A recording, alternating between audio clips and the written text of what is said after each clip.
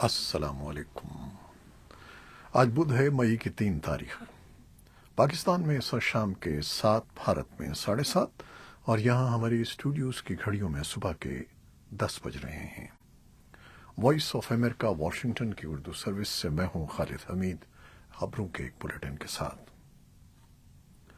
Voice of America آزادی صحافت کے عالمی دن کی مناسبت سے دنیا کے مختلف ملکوں سے ایسی آوازیں سامنے لا رہا ہے جہاں آزاد میڈیا تک رسائی مشکل ہے۔ وائس آف امریکہ کی قائم مقام ڈائریکٹر یولانڈا لوپیز نے اس دن کی مناسبت سے اپنے پیغام میں کہا ہے کہ 30 برسوں سے 3 مئی کسی بھی صحافی کے کیلنڈر پر سال کے اہم ترین دنوں میں سے ایک رہا ہے۔ وائس آف امریکہ کے لیے بھی یہ دن ان ناظرین اور سامعین کے لیے مزید آگے بڑھ کر کام کرنے کا دن ہے جو آزاد اور منصفانہ میڈیا کے خواہش مند ہیں۔ 30 برس قبل اقوام متحدہ نے ہر سال 3 مئی کو ورلڈ پریس فریڈم ڈے کے طور پر منانے کا اعلان کیا تھا۔ وائس آف امریکہ کے 48 زبانوں میں نشریات ان خطوں تک پہنچتی ہیں جہاں آزاد میڈیا تک رسائی مشکل ہے۔ صحافیوں کی بین الاقوامی تنظیم رپورٹرز وداؤٹ بارڈرز کے مطابق دنیا بھر میں 70% ایسے خطے ہیں جہاں آزاد میڈیا تک رسائی مشکل ہے۔ اس دن کی مناسبت سے دنیا بھر میں ہونے والی تقریبات کو وائس آف امریکہ بھرپور کوریج دے رہا ہے۔ نیو یارک میں آزادی صحافت کے عالمی دن کے موقع پر یونیسکو کے زیر اہتمام تقریب میں بھی وائس آف امریکہ کے رپورٹرز موجود ہیں۔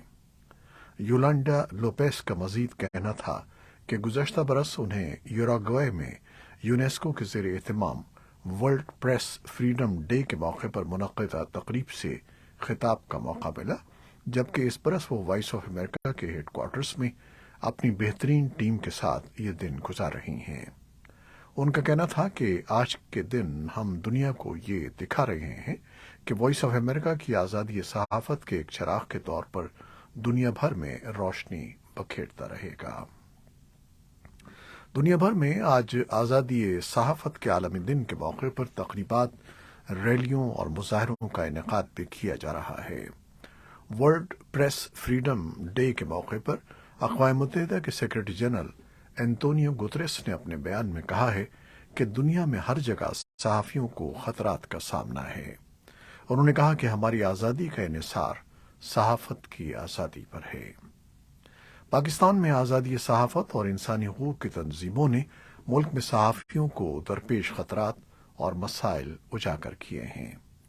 فریڈم نیٹ ورک پاکستان کی رپورٹ کے مطابق گزشتہ 1 سال کے دوران پاکستان میں صحافیوں اور میڈیا ورکرز پر حملوں میں کم از کم 140 کیسز رپورٹ ہوئے ہیں، اور ایسے واقعات میں سالانہ بنیادوں پر 60% اضافہ ہوا ہے۔ ورلڈ فریڈم انڈیکس سن 2023 کے مطابق آزادی صحافت کے اعتبار سے پاکستان 180 ممالک میں 150ویں نمبر پر ہے۔ پاکستان میں حکومت کا کہنا ہے کہ وہ صحافیوں کے مسائل سے آگاہ ہے اور ان کے حل کے لیے جلد حکمت عملی وضع کی جائے گی۔ وفاقی وزیر برائے اطلاعات و نشریات مریم اورنگزیب نے وائس آف امریکہ کو بتایا کہ موجودہ حکومت اپنے تمام بین الاقوامی وعدوں کی پاسداری کے ساتھ ساتھ پاکستان کے آئین کے دائرہ کار میں بیان کردہ آزادی اظہار پر یقین رکھتی ہے۔ مریم اورنگزیب نے بتایا کہ ان کی حکومت صحافیوں کی فلاح و بہبود اور تحفظ کے لیے پرعزم ہے۔ ان کے بقول حکومت کی جانب سے اٹھائے جانے والے اقدامات میں صحافیوں اور میڈیا کارکنان کے تحفظ کا ایکٹ بھی شامل ہے، جس کے تحت ایک آزاد کمیشن بنایا جائے گا جو ان تمام شکایات کا جائزہ لے گا جو صحافیوں یا صحافتی اداروں کی جانب سے موصول ہوں گی۔ پاکستان کے وزیر خارجہ بلاول بھٹو شنگھائی تعاون تنظیم کے وزرائے خارجہ اجلاس میں شرکت کے لیے بھارت روانہ ہو رہے ہیں۔ بلاول بھٹو گزشتہ 12 برس میں بھارت کا دورہ کرنے والے پہلے پاکستانی وزیر خارجہ ہوں گے۔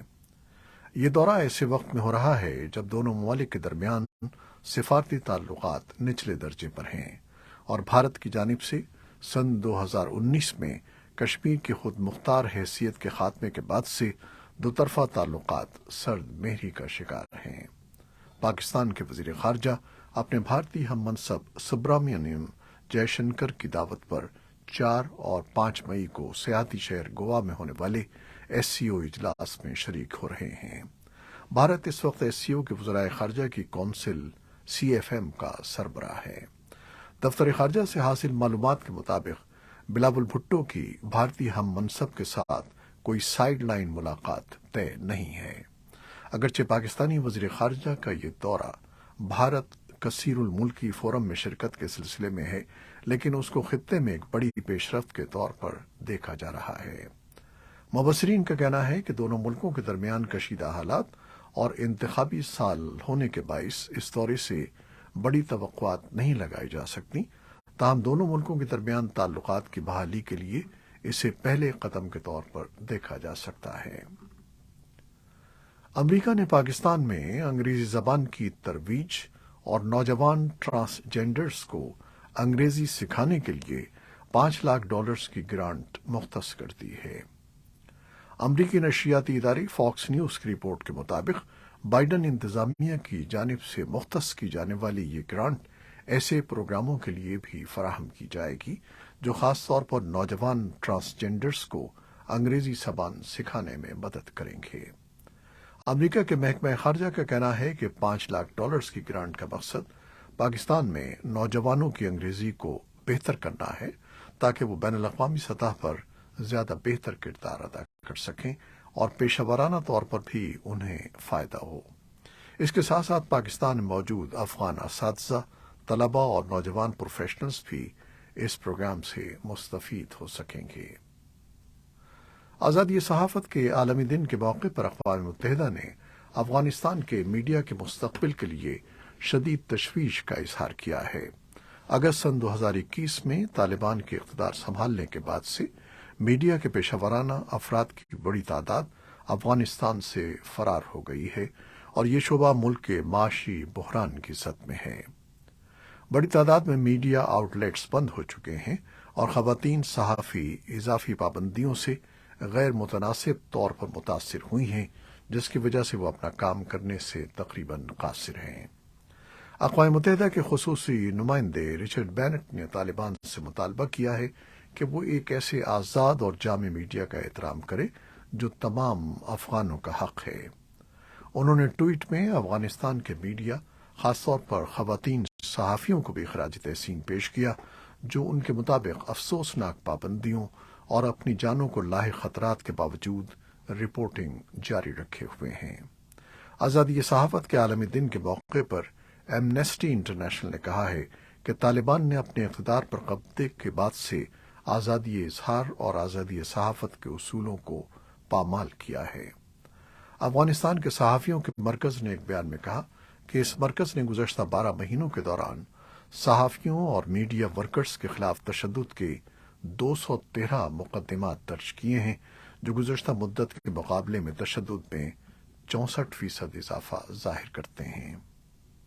اقوام متحدہ کے سیکرٹری جنرل انتونیو گتریس نے افغانستان کی صورتحال پر دوحہ اجلاس کے بعد پریس کانفرنس سے خطاب کرتے ہوئے کہا کہ یہ ملاقات حقیقت میں طالبان حکام کو تسلیم کرنے کے بارے میں نہیں تھی، بلکہ ایک مشترکہ بین الاقوامی نقطہ نظر کو فروغ دینے کے بارے میں تھی۔